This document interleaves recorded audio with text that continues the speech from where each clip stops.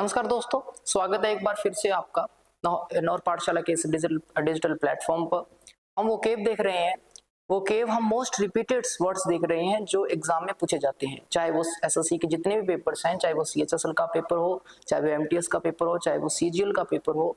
Various kinds of examination में बहुत important words हैं, बहुत बार पूछे जाते हैं, उन पर हम डिस्कस कर रहे हैं। हमारा जो पहला वर्ड है आज का वो है पेन्यूरी। पहला वर्ड है पेन्यूरी। पेन्यूरी मीन्स होता है the state of being very poor, the state of being very poor, मतलब बहुत गरीबी की अवस्था। जब इंसान बहुत गरीबी की अवस्था में होता है, बहुत ही पॉवर्टी की कंडीशन में होता है, उसे बोलते हैं the state of being very poor, that means penury. ठीक है, पेन्यूरी मतलब गरीबी। सो ऑप्शन हमारा सेकंड एग्जैक्ट हो जाएगा, बिकॉज पॉवर्टी का मतलब भी होता है the lack of something and the state of being poor. First है वेल्थ। वेल्थ मीन्स है money, wealth means money. Full of something, full of something, यहां आप कहोगे मनी। थर्ड नंबर ऑप्शन है penitence. Penitence that means to feel regret, मतलब पश्चाताप महसूस करना। जब आपको कोई भी काम करने के बाद में, कोई भी एक्शन करने के बाद में गलती महसूस होती है और आप उसको इम्प्रूव करना चाह रहे हो, आप उसको सही करना चाह रहे हो, राइट वे में करना चाह रहे हो, उसको हम बोलते हैं penitence. Penitence that means to feel regret, to feel regret, यानी जब आपको रिग्रेट महसूस हो, पश्चाताप महसूस हो, उसे हम बोलते हैं पेनिटेंस। नेक्स्ट वर्ड है brazenness. Brazenness that means lack of shame, lack of shame. Shame means होता है शर्म, और लैक का मतलब कमी। जब शर्म की कमी होती है तो उसको क्या बोलेंगे? बेशर्म। जिसमें कोई शर्मी ना हो, जिसमें कोई शेम ना हो, रिस्पेक्ट ना हो, उसको हम बोलेंगे brazenness. Brazenness that means a person who hasn't any kind of shame in himself, मतलब एक ऐसा इंसान जिसमें किसी प्रकार की कोई शेम ही नहीं होती, किसी प्रकार की कोई शर्म नहीं होती। तो पहला वर्ड हमने देखा पेन्यूरी। पेन्यूरी मतलब गरीब, इसका एग्जैक्ट ऑप्शन हो जाएगा option number second, poverty. Wealth मतलब money. Penitence that means to feel regret, यानी पश्चाताप महसूस करना। और brazenness that means the lack of shame, यानी शर्म की कमी, यानी बेशर्म। नेक्स्ट हमारा वर्ड हो जाता है पेंडामोनियम। ये पेंडामोनियम बहुत ही इंपॉर्टेंट वर्ड है। पेंडामोनियम का मतलब है the state of disorder, the state of disorder.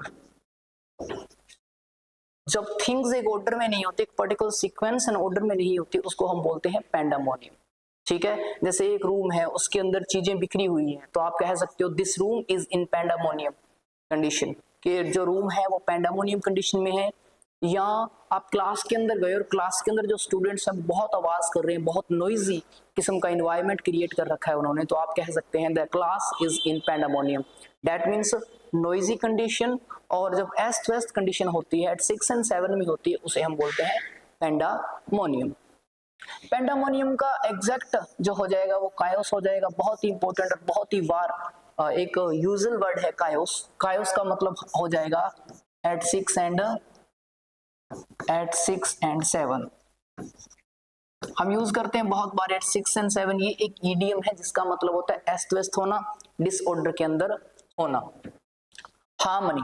Harmony का मतलब है agreement between two things, between two persons. ठीक है, दो चीजें हो सकती हैं, दो पर्सन हो सकते हैं, उनके बीच में जो तालमेल होता है, उनके बीच में जो सामंजस्य होता है, ठीक है, उसे हम बोलते हैं हार्मनी।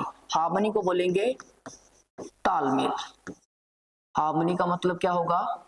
तालमेल होगा, दो चीजों के बीच में सामंजस्य होना। तीसरा आउटरेजियस। अब आउटरेजियस का मतलब है जो बहुत ही एक प्रकार का शॉकिंग किस्म का हो, ठीक है, बहुत शॉकिंग किस्म का हो। Outrageous, outrageous that means A thing that is very shocking, शर्मनाक। ठीक है, सेमफुल, जो क्या हो सकती है? सेमफुल,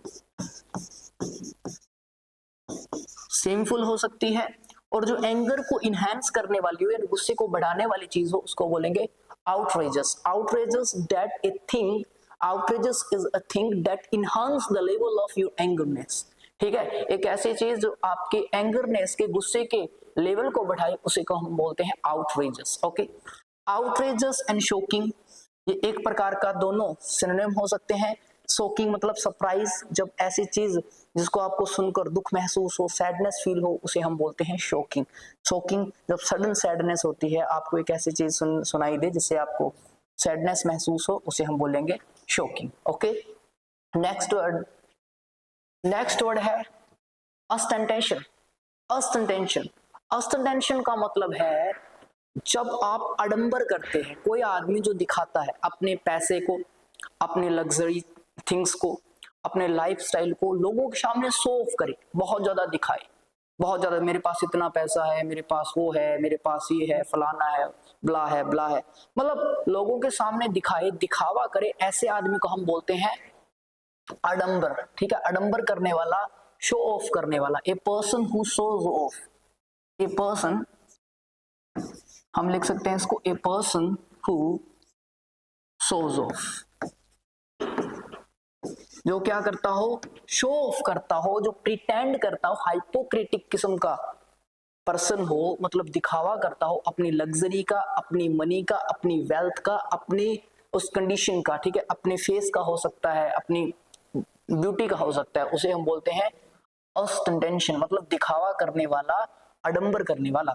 पोंप, पोंप का मतलब है टू शो टू मच, अपनी कैपेबिलिटी को, अपनी चीजों को, अपनी लग्जरी को दिखाना, दिखावा करना, इसका मतलब भी क्या होगा, दिखावा करना। तो ये इसका एग्जैक्ट सिनोनिम हो जाएगा, दिखावा करना। मोडेस्टी, मोडेस्टी दैट मीन्स, इसका मतलब होगा विनम्र रहना। Think that you are not much important then others, think that you are not much important than others and you have the equal rights in comparison of others। यानी ऐसा सोचना कि तुम दूसरों लोगों के ज्यादा इतने महत्व भी नहीं हो, इतने इंपॉर्टेंस भी और ना ही उनसे नीचे हो। यानी विनम्र रहना, अपने आप में खुश रहना, विनम्र रहना, ठीक है, लोगों के साथ हमल रहना। मोडेस्टी का मतलब है विनम्रता, मोडेस्टी मीन्स विनम्रता, अपने आप में खुश रहना, विनम्र रहना। ऑब्सिक्यूअस, देखो ऑब्सिक्यूअस, ऑब्सिक्यूअस का मतलब है जब कोई आदमी चापलूसी करता हो, फ्लर्ट करता हो किसी दूसरे को, जब कोई आदमी दूसरे आदमी को फ्लर्ट करता हो इन एड to get something from that person, मतलब उस आदमी से कुछ पाने के लिए जब फ्लर्ट करता है, उसे बोलते हैं हम ऑब्सिक्यूअस। ऑब्सिक्यूअस दैट मींस चापलूसी करना, चापलूसी करना, और आप कहोगे कैजोल करना, ठीक है, कैजोल करना या इंटाइस करना। इंटाइस कह सकते हो, कैजोल कह सकते हो, बिगवाइल भी लिख सकते हो, हम लिख सकते हैं बिगवाइल, ठीक है। और सवाइल मीन्स भी होता है चापलूसी करना, नौकर की तरह काम करना, एज ए सर्वेंट काम करना, ठीक है, किसी के एज ए सर्वेंट काम करना, नौकर की तरह काम करना, उससे कुछ फेवर गेन करने के लिए नौकर की तरह काम करने को हम बोलते हैं सर्वाइल। सर्वाइल ऑब्सिक्यूअस एक दूसरे के क्या बन जाएंगे, सिनोनिम बन जाएंगे। ओके, नेक्स्ट हमारा वर्ड है वो है ओबीडियंट। ओबीडियंट मीन्स आज्ञाकारी, ओबीडियंट दैट मीन्स आज्ञाकारी। ए पर्सन, इसका मतलब है a person who does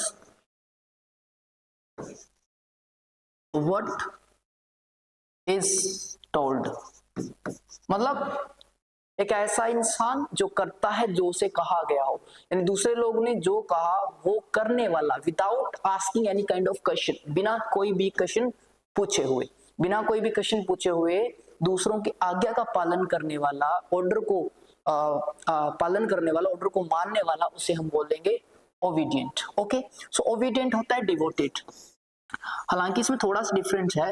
devoted का मतलब है a person who is loyal to, a person who is loyal to someone, loyal to someone, ठीक है।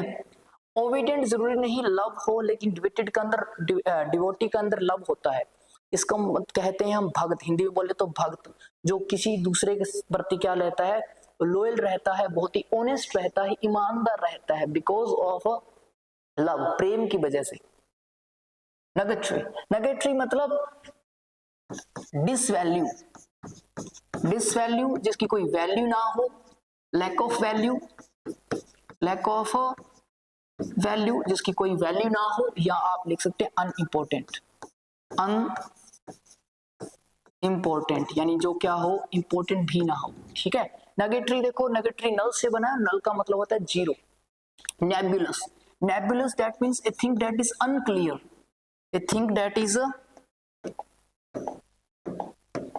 nebulous, nebulous that means हम लिख सकते हैं a thing that is unclear, a thing that is unclear, एक ऐसी चीज जो क्लियर नहीं है, अनक्लियर है, एक ऐसी चीज जो क्लियर नहीं है, अनक्लियर, धुंधली धुंधली सी है, अस्पष्ट है, उसे हम बोलेंगे नेबुलस। नेबुलस के लिए एक बहुत अच्छा वर्ड यूज होता है, नेबुलस को हम और तरीके से भी लिख सकते हैं, नेबुलस को मैं लिख सकता हूँ हैजी, हैजी मतलब धुंधला, अस्पष्ट, वेग, धुंधला, अस्पष्ट, obscure, a thing that have two meanings, ambiguous, ठीक है, equivocal, indistinct, obscure, जो इक्विवोकल हो, जो डबल मीनिंग दे, हैजी हो, नेबुलस हो, वेग हो, उसको मतलब उसको क्या कहेंगे, अनक्लियर कहेंगे, हम लिख सकते हैं इसको नेबुलस। नेक्स्ट है फर्टाइल। फर्टाइल का मतलब क्या है, जो व्यर्थ हो, फर्टाइल का मतलब है जो व्यर्थ हो, जो किसी भी काम का ना हो। फर्टाइल का मतलब think that is not important, ठीक है, जो व्यर्थ है, जो कोई भी काम का नहीं, उसे बोलेंगे फर्टाइल, वेन। नेक्स्ट वर्ड है हमारा नेक्सेंट। देखो नेक्सेंट मतलब होता है स्टार्टिंग समथिंग, या to start something, to start something, किसी भी चीज को स्टार्ट करना, या a thing that is in a developing condition, a thing that is in a developing condition, यानी एक ऐसी चीज जो एक विकसित अवस्था में हो, जो विकास के दर पे हो, ठीक है, जो डेवलपमेंट इंप्रूवमेंट के रास्ते पे हो, वे पर, उसको बोलते हैं हम नेक्सेंट। सो नेक्टस that means budding, budding that means to start something, sorry to stop नहीं है भाई साहब, यहाँ पे टू स्टार्ट है, ठीक है, गलती से यहाँ पे मैंने स्टॉप लिखा गया मुझसे, ठीक है, यहाँ पे है टू स्टार्ट समथिंग, ठीक है, टू स्टार्ट समथिंग, यहाँ पे होगा to start something, to start something for better, अच्छा करने के लिए कोई चीज को शुरू करना, अच्छा करने के लिए कोई चीज शुरू करना, उसको बोलेंगे हम budding. Okay, muddle, muddle that mean the state of confusion, the state of confusion, confusion की अवस्था, मिक्सिंग, मिंगलिंग, मिंगल कर लेना, मिक्स करना, कंफ्यूजन की अवस्था को हम बोलेंगे muddling. Muddling that means the state of confusion, जब आप कंफ्यूजन में होते हो, आपको पता नहीं होता क्या डिसीजन टैग करना है, क्या डिसीजन टैग नहीं करना, इसको कहेंगे स्टेट ऑफ कंफ्यूजन, तो हमने लिख दिया, ठीक है। मिक्सिंग, मिक्स, जब इंसान मिक्स कंडीशन में होता है, जब इंसान मिंगलिंग में, ठीक है, मिंगल में होता है, मतलब उसको पता नहीं होता क्या करना है क्या नहीं करना, एक तो ये सेंस आएगा। दूसरा सेंस आएगा जब आप चीजों को उथल पुथल कर देते हैं, यहाँ से उठाई यहाँ पे रख दी, यहाँ से उठाई यहाँ पे रख दी, ठीक है, जब आप चीजों को उथल पुथल कर देते हो और उसकी वजह से जो चीज है, रूम है या जिस भी चीज को आप उथल पुथल करते हो, वो अनटिडी हो जाती है, अनक्लियर हो जाती है, यानी वो गंदी हो जाती है, डर्टी हो जाती है, अगली हो जाती है, उसको हम बोलेंगे मडल। ओके, सो मडल के टू मीनिंग कन्वे किया जा सकते हैं, दो मीनिंग लिए जा सकते हैं मडल के। Modest, modest, modest that means a person who consider that he is not much more important than others, एक ऐसा इंसान जो सोचे कि मैं दूसरों से इतना भी इम्पोर्टेंट नहीं हूँ, मेरी खुद में एक वैल्यू है, ना उस लोगों से ज्यादा और ना ही लोगों से कम, मोडेस्ट। और हिंदी में लिखें तो इन दोनों को हम लिख सकते हैं विनम्र। क्या लिख सकते हैं? विनम्र, जो ऐसा कंसीडर करे कि मेरी वैल्यू लोगों से ना ज्यादा और ना ही कम, मैं अपने आप में एक वैल्यूएबल इंसान हूँ और अपनी ही वैल्यू को कंसीडर करता हूँ, दूसरों की ईगो को हर्ट नहीं करते, दूसरों की सेल्फ रिस्पेक्ट, सेल्फ स्टीम को हर्ट नहीं करते, ऐसे इंसान को हम बोलते हैं मोडेस्ट। मोडेस्ट और हम्बल ये दोनों एक दूसरे के सिनोनिम हो जाएंगे। नेक्स्ट वर्ड है हमारा डिमिनिटिव। डिमिनिटिव का मतलब है वेरी स्मॉल, बहुत छोटा। ठीक है भाई साहब, वेरी स्मॉल, वेरी टाइनी, बहुत ही छोटा, बहुत ही छोटा। ठीक है, in size, generally in size, size के अंदर बहुत छोटा। ठीक है, लघु, शॉर्ट। ठीक है, लघु कह सकते हैं, छोटा कह सकते हैं, शॉर्ट कह सकते हैं। तो देखो, ह्यूज का मतलब होगा very large, very large, huge very large लिखो, बिग लिखो, ह्यूज को हाई लिखो। ठीक है, मैमोथ लिखो, कैलोजल लिखो, स्टुपेंडियस लिखो, प्रोडिजियस लिखो। ये पहले हम डिस्कस कर चुके हैं पिछले वीडियो लेक्चर्स में। मिनिएचर, मिनिएचर क्या है? एक ऐसा क्रीचर जो क्या है, बहुत छोटा है। मिनिएचर क्रीचर्स, जो ऐसे क्रीचर जो बहुत छोटे हैं इन साइज, इन साइज हम लिख सकते हैं small in size, small in size. So basically third option हमारा, सॉरी सेकंड ऑप्शन हमारा सही हो जाएगा, क्योंकि डिमिनिटिव मतलब वेरी स्मॉल इन साइज या वेरी टाइनी, एंड मिनिएचर मतलब स्मॉल इन साइज यानी साइज में छोटा। मेलंकली, मेलंकली एक कंडीशन ऑफ सैडनेस। मेलंकली क्या होगी? The state of being very sad, the state of being very sad, because you have lost something,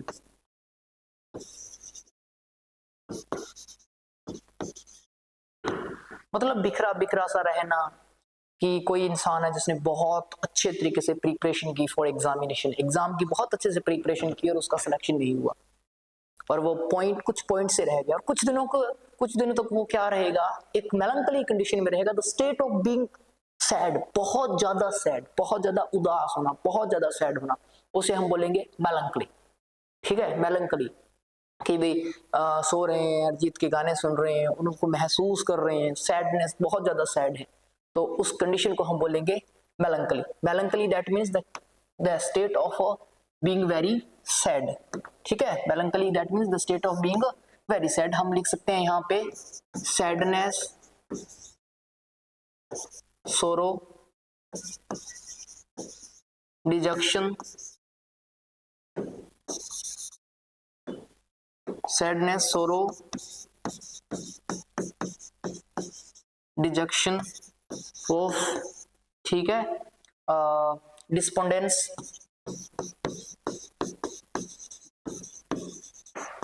एफ्लिकेशन। ठीक है, affliction, इन सारों का मतलब होता है दुखी होना। ठीक है, इन सभी का मतलब होता है दुखी होना, सैडनेस महसूस करना, फुल ऑफ सोरो।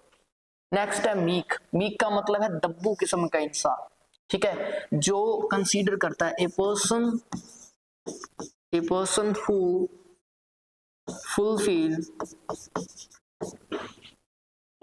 fulfills the order of other without asking any question। मतलब एक ऐसा इंसान जो दूसरों के ऑर्डर्स को मानता है, एक ऐसा इंसान जो दूसरों के ऑर्डर्स को मानता है विदाउट आस्किंग एनी क्वेश्चन, बिना कोई क्वेश्चन पूछे। मीक, दब्बू, सबमिसिव, इसको हम लिखते हैं सबमिसिव, इसको हम लिख सकते हैं सबमिसिव।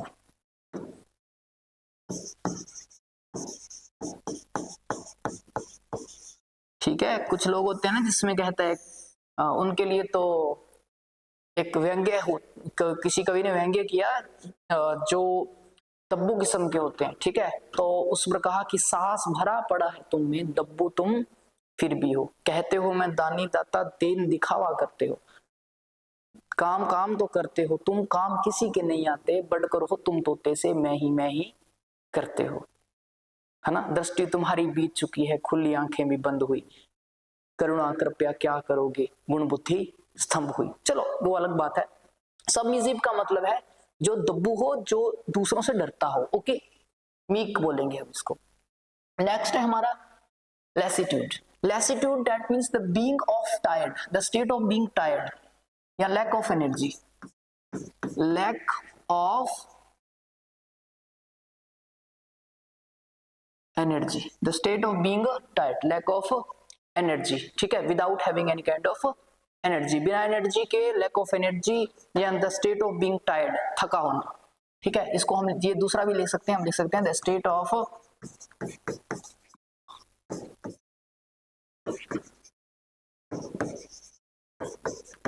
ये मैं क्यों लिख रहा हूं ऐसे, बिकॉज आपके वन वर्ड्स में भी आ सकते हैं ऐसे लिखा सकते हैं, the state of being tired, और नीचे ये वर्ड्स दे सकते हैं लैक ऑफ एनर्जी, ठीक है।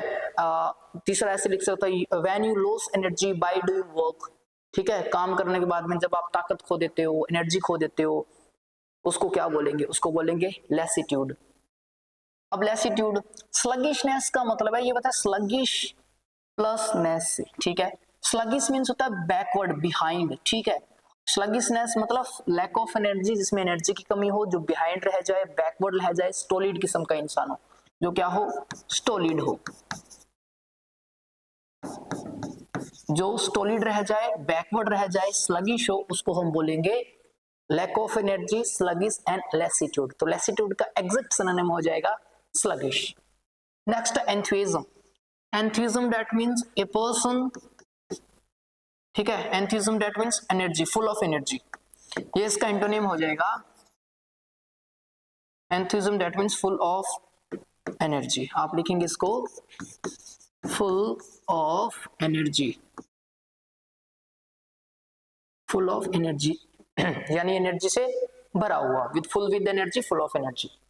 Just, just and fair that means related to justice, related to justice यानी न्याय संगत, ठीक है, जो सही हो, जो न्याय संगत हो, उसे हम बोलेंगे फेयर एंड जस्ट, ये एक दूसरे का सिनोनिम हो जाते हैं। नेक्स्ट वर्ड है हमारा रेसिबल, रेसिबल दैट मींस बहुत ही एजिटेटेड हो, बहुत ही एजिटेटेड हो, गुस्सा दिलाने वाला हो, a thing that is very agitated, a thing that is very agitated, ठीक है, एक ऐसी चीज जो बहुत ज्यादा गुस्सा दिलाने वाली हो, एजिटेटेड हो, उसे हम बोलेंगे रेसिबल।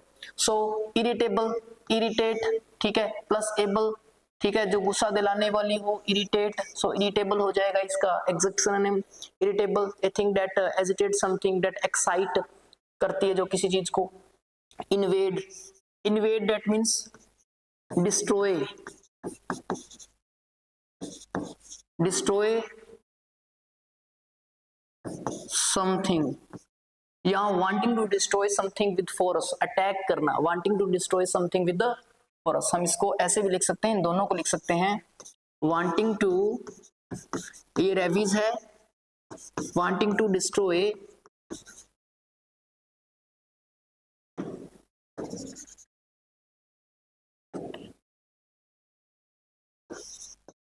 wanting to destroy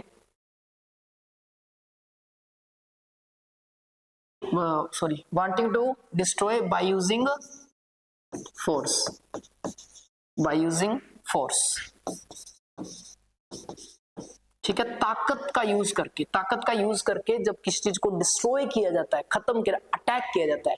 इन्वेड को हम अटैक लिख सकते हैं, इन्वेड को हम क्या लिख सकते हैं, इन्वेड को हम लिख सकते हैं अटैक, ठीक है, इन्वेड को हम लिख सकते हैं एसेल, ठीक है, इन्वेड को अटैक लिख सकते हैं और असेल लिख सकते हैं। ओके, नेक्स्ट है inevitable, inevitable that means that can't be alert, that can't be cheese, that can't be alert। At all, इसको बोलेंगे एटल, जो टलता नहीं है, that cannot be changed,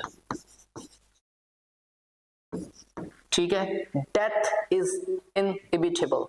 आप लिख सकते हो, एक एक्सट्रीम एग्जांपल आ जाएगा इसका, आप लिखेंगे डेथ इज इन इविटेबल, कि जो डेथ है वो अटलनीय है, यानी वो टल नहीं सकती, है ना। Inevitable that means Atal, that can't be changed, ठीक है, that can't be changed, that can't be stop, जिसको स्टॉप ना किया जाए, जिसको चेंज नहीं ना किया जाए, जिसको अलर्ट ना किया जाए, उसको बोलेंगे इनइविटेबल। बहुत इंपॉर्टेंट वर्ड है ये। कर लिया ये हमने, हाँ जी कर लिए। ओके, नेक्स्ट हमारा जो वर्ड है वो है indict. Indict that means, indict बना है चार्ज से। चार्ज, किसी पे चार्ज लगाना, किसी पर ब्लेम लगाना, किसी को इम्पीच करना, ठीक है, किसी को गलत ठहराना, उसी रॉन्ग डूइंग के लिए गलत ठहराना, उसको हम बोलते हैं इंडिक्ट। इंडिक्ट मतलब अभियोग लगाना, अभियोग लगाना, अभियोग लगाना या आरोप लगाना, आरोप लगाना, ठीक है, या आप कह सकते हो दोषी ठहराना।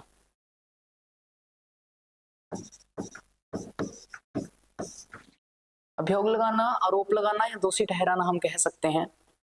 सो exonerate, exonerate that means free from mischief, free from guilt, गलती से अलग कर देना, गलती से बाहर कर देना। किसी गलती हो और उसको कहा जाए कि आपकी गलती नहीं है और आपको गलती से इसको उसके फ्री फ्रॉम ब्लेम, ब्लेम से फ्री कर देना, उसको बोलेंगे एक्सोनरेट।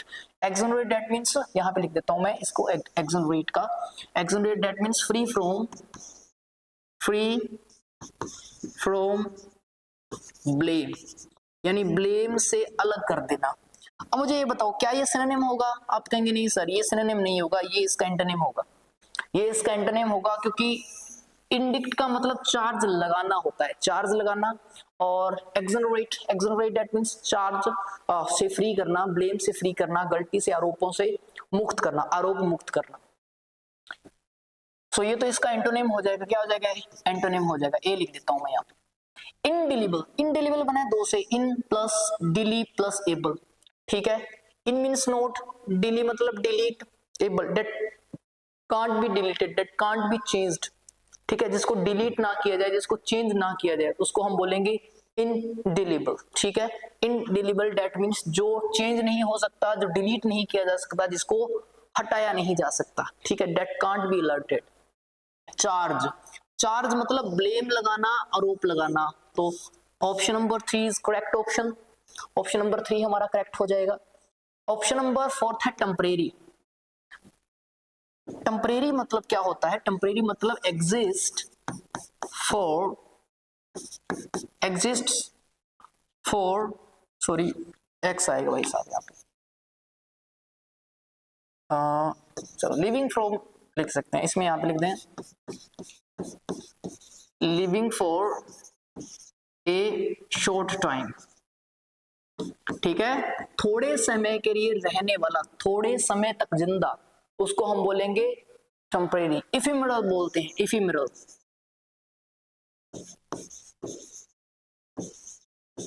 इफेमेरल, इफेमेरल दैट मींस थोड़े समय रहने वाला। फ्लैटिंग, ट्रांजिट, इसका मतलब है अस्थाई, ठीक है। टेम्परेरी को हम बोलते हैं अस्थाई, जो क्या हो, स्थाई ना हो, अस्थाई, ओके। चार्ज मतलब आरोप लगाना, टेम्परेरी मतलब अस्थाई, ऑप्शन नंबर 3 करेक्ट हो जाएगा। और ये जो वर्ड है वो आज की क्लास का हमारा लास्ट वर्ड है, आज की क्लास का लास्ट वर्ड है हमारा इनकॉरिजिबल।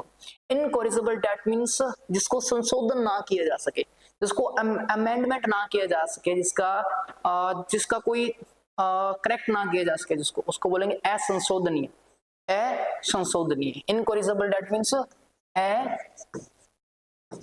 असंशोधनीय, जिसको संशोधित ना किया जा सके, जिसको अमेंड ना किया जा सके, जिसको अमेंड ना किया जा सके, ठीक है। सो देखो, reformable that can't be, that can be reform, reformable that means that can be reformed, reform plus able, able to be reformed, जिसको रिफॉर्म किया जा सके, यानी वापस बनाया जा सके, सुधार किया जा सके।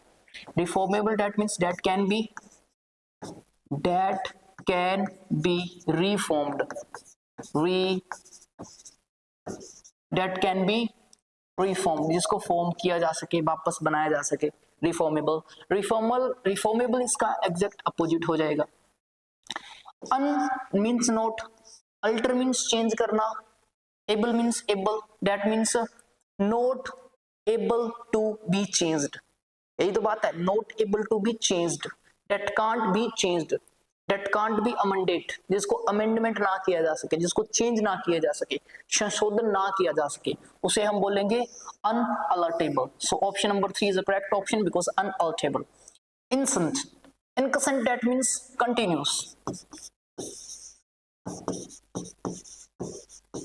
Continuous जो चीज क्या होती है, लगातार चलती है, continuous होती है, उसे हम बोलेंगे incessant. ठीक है.